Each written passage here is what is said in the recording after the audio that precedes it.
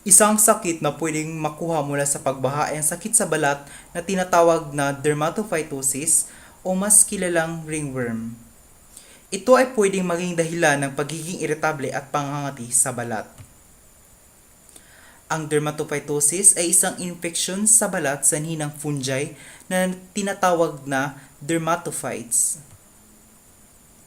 Ang fungi na ito ay makukuha mula sa paghawak ng maruruming bagay, paglusong sa baha, pag-share ng tuwalya, damit o kumot,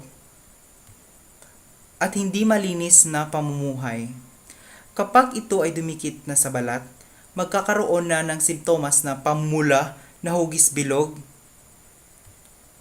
at pangangati sa balat.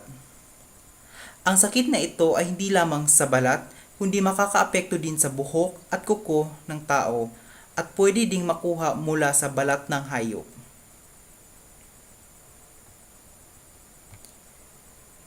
Ang sakit na ito ay maaaring iwasan sa pamamagitan ng malinis na pamumuhay, paggamit ng tsinelas at sapatos kapag naglalakad sa daan,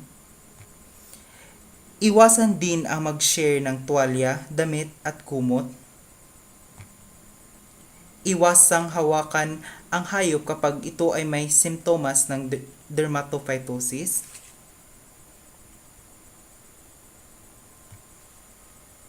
at ang pinakaimportante sa lahat, panatilihing maghugas ng kamay at araw-araw na pagligo. Maraming salamat.